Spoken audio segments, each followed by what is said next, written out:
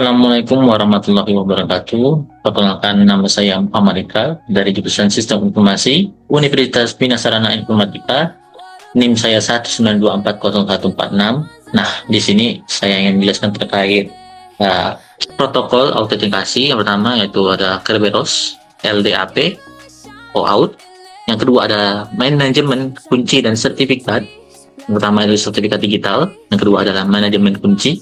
Nah, yang terakhir adalah saya ingin menampilkan website untuk enkripsi dan dekripsi antara lain MD5, BAS64, SHA1, SHA256, dan AES.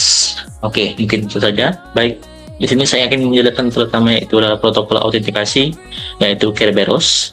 Kerberos adalah protokol autentikasi jaringan yang menggunakan kunci rahasia atau secret key dan tiket untuk memungkinkan dua pihak berkomunikasi secara aman di atas jaringan yang tidak aman. Dikembangkan oleh MIT, Massachusetts Institute of Technology, Kerberos banyak digunakan di lingkungan Windows, Active Directory, Linux, dan Unix. Nah, ini adalah cara kerja Kerberos. Pertama itu login awal. Satu, pengguna memasukkan username dan password ke klien. Dua, klien mengirimkan permintaan autentikasi ke Authentication Server dalam AS. Dua, pemberian tiket awal TGT, tiket granting tiket.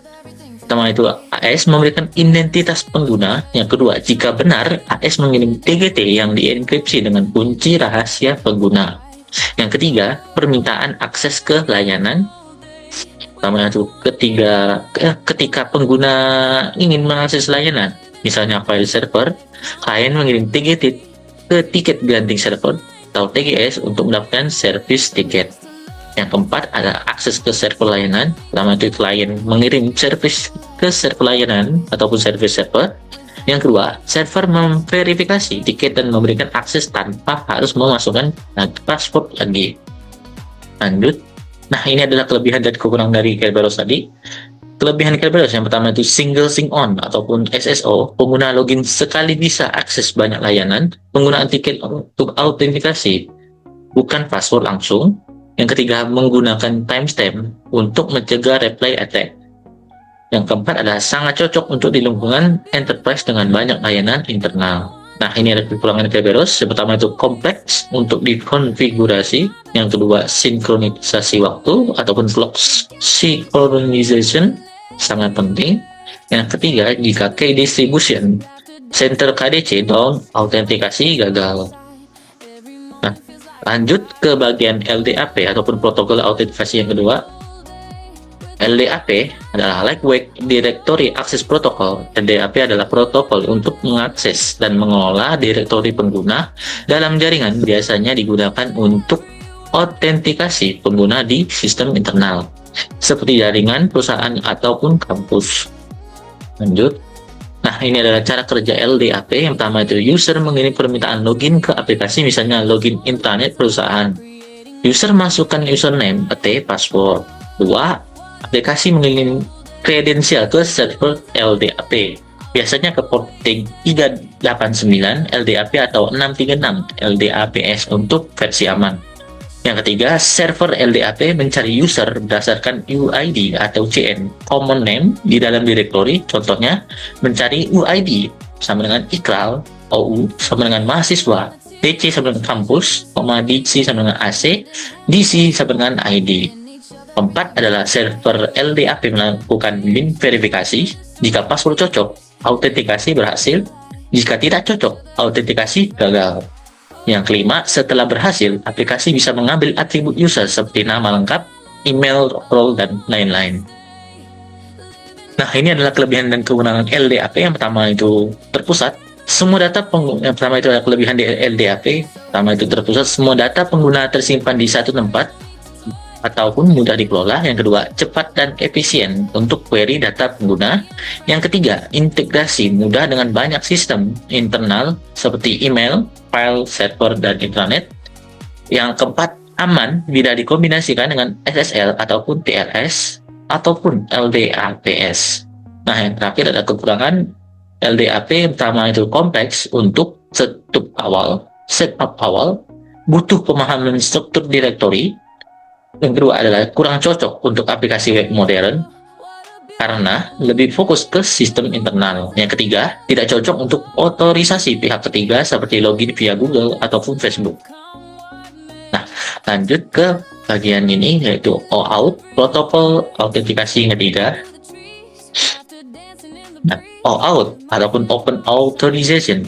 OAuth adalah protokol otorisasi bukan sekedar autentikasi yang memungkinkan pengguna memberikan akses ke aplikasi lain tanpa membagikan password. Biasanya digunakan pada aplikasi web dan mobile. Lanjut ke cara. Nah, ini adalah cara kerja OAuth. Misal kamu login ke aplikasi Spotify menggunakan akun Google. Nah, yang pertama itu user memilih login dengan Google, Spotify mengarahkan pengguna ke halaman login Google. Yang kedua, Google menampilkan halaman izin. Contohnya, izinkan Spotify mengakseskan profil Google Anda. Yang ketiga, user memberikan izin. Setelah disetujui, Google mengirim authorization kode ke Spotify. Yang keempat, Spotify menukar authorization kode dengan akses token. Spotify mengirim kode itu ke Google Token Server. Nah, yang kelima, Google mengembalikan akses token. Token ini berlaku sementara dan digunakan untuk memanggil data profil user. Yang keenam adalah Spotify menggunakan akses token untuk mengambil data user dari Google API. Contohnya, nama, email, dan foto profil. Yang ketujuh, user berhasil login ke Spotify tanpa pernah memberikan password Google ke Spotify. Nah, ini adalah kelebihan dan kekurangan dari OAuth. Yang pertama itu adalah kelebihan OAuth. 1. Tidak perlu berbagi password dengan aplikasi pihak ketiga. 2.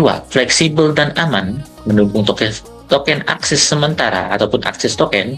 Yang ketiga, cocok untuk aplikasi web atau mobile modern. Yang keempat adalah mendukung single sign-on atau SSO, satu login untuk banyak aplikasi. Terakhir ada kekurangan OAuth. Yang pertama itu implementasi lebih rumit karena melibatkan banyak langkah dan token.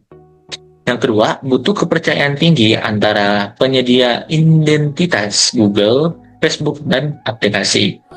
Yang ketiga ada jika token bocor bisa disalahgunakan hingga token kadaluarsa. Mungkin itu saja dari materi ini. Selanjutnya yaitu manajemen kunci dan sertifikat digital. Sertifikat digital adalah identitas elektronik yang digunakan untuk membuktikan bahwa seseorang, organisasi, atau situs web benar-benar adalah pihak yang mereka klaim. Fungsinya mirip seperti KTP di dunia digital yang dikeluarkan oleh lembaga terpercaya yang disebut dengan Certificate Authority ataupun CA. Nah, cara kerja sertifikat digital yang pertama itu membuat kunci ataupun key pair. Pengguna atau server membuat dua kunci. Pertama itu private key, disimpan atau rahasia, ataupun public key, dibagi dengan ke publik. 2. Pembuatan sertifikat. Public key beserta informasi identitas, nama organisasi domain, dan lain-lain dikirim ke CA. Ketiga, verifikasi oleh CA. CA memverifikasi identitas pemohon, misalnya melalui dokumen ataupun validasi domain. Yang keempat, penerbitan sertifikat. Setelah diverifikasi, CA menandatangani public key dengan digital signature dan menerbitkan sertifikat digital. Kelima, penggunaan sertifikat. Saat pengguna terhubung ke situs, misalnya HTTPS, sertifikat digunakan untuk 1. Mengenkripsi data, 2. Menjamin integritas dan identitas situs. Nah, ini adalah kelebihan dan kekurangannya. Kelebihan sertifikat digital yang pertama yaitu menjamin keaslian identitas, memastikan pihak yang terlibat benar-benar terverifikasi. Kedua, keamanan tinggi, data terenkripsi saat dikirim antar pihak. Ketiga, integritas data, data tidak dapat diubah dan tanpa terdeteksi. Yang keempat, mendukung SSL ataupun TLS digunakan dalam HTTPS untuk keamanan web. Terakhir adalah kekurangan sertifikat dari digital. 1. Biaya dan administrasi sertifikat resmi dari CA sering berbayar. Kedua, masa berlaku terbatas, harus diperbarui secara berkala. Yang ketiga, ketergantungan pada CA. Jika CA diretas atau salah menerbitkan sertifikat, keamanan bisa terganggu. Yang terakhir adalah kompleksitas teknis. instalasi dan konfigurasi bisa rumit bagi pengguna awam. Lanjut ke manajemen kunci dan sertifikat, yaitu manajemen kunci.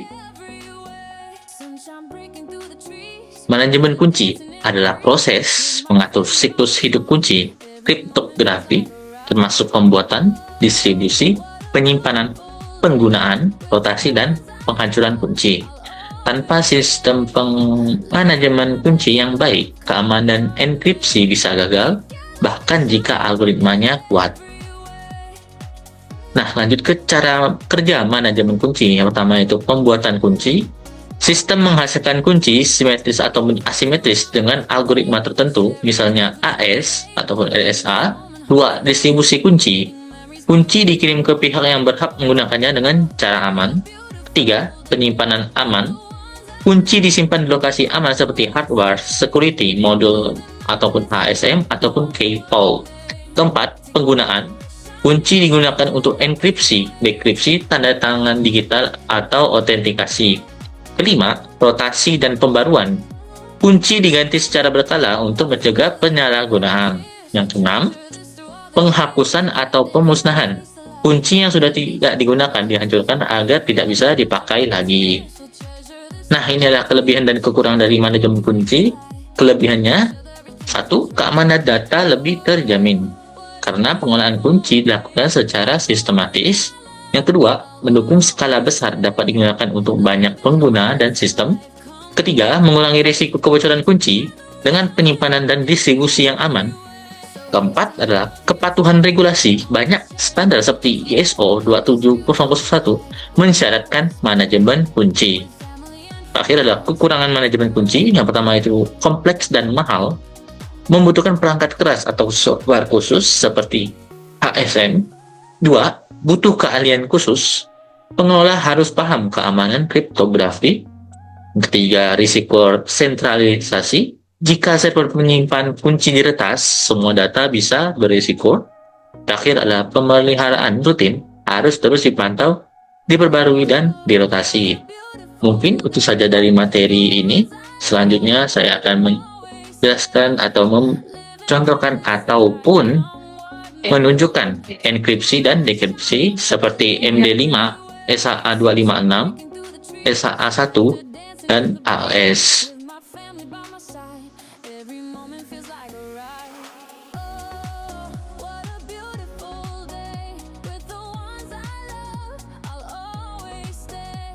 Nah, ini adalah halaman dashboard.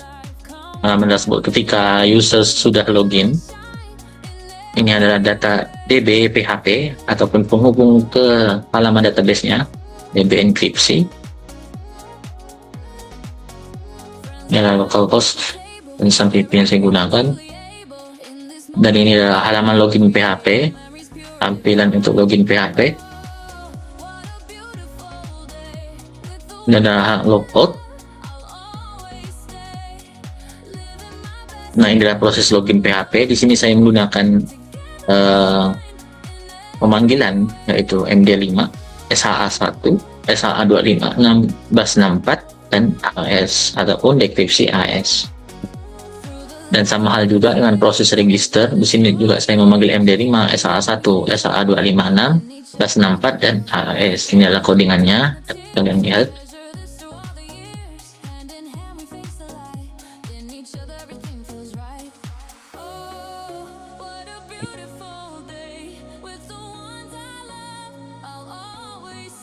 Nah, ini adalah halaman registernya. Untuk menampilkan halaman register,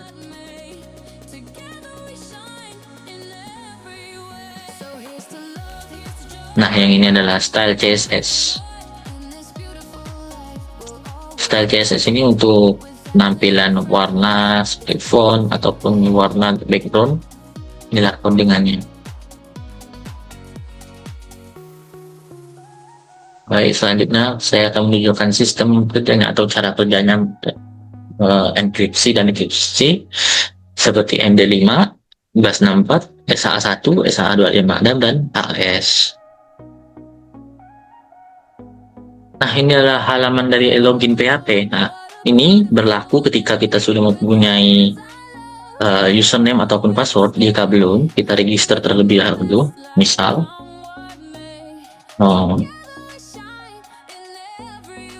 Jaka dengan password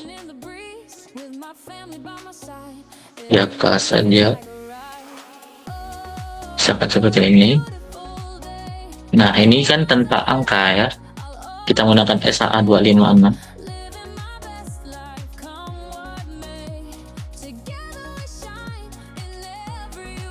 Ini bacaan analog post size registrasi berhasil. Nah, ini sekarang kita coba login menggunakan nama Jaka.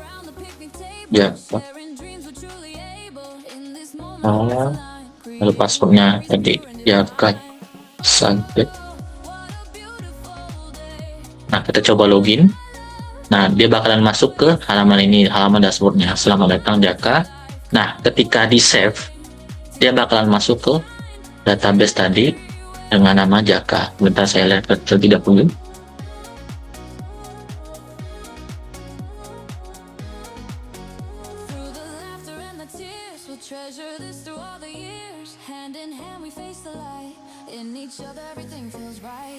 Kita menggunakan password Jordi. Sementara masuk ke sini SAA 256. Kita coba tempelkan. Tadi kita pastikan bila tidak mau juga. Jadi akan mencoba menggunakan min menggunakan SAA 256 seperti tadi. Cukup enkripsi ke dekripsi.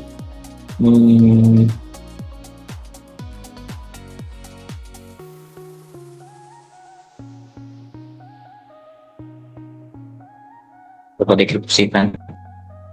Nah, ini adalah password dari admin tadi, yaitu dia bisa mendetek dari enkripsi tadi yang sudah kita inputkan menggunakan SAA 256 enkripsi dan token dekripsi.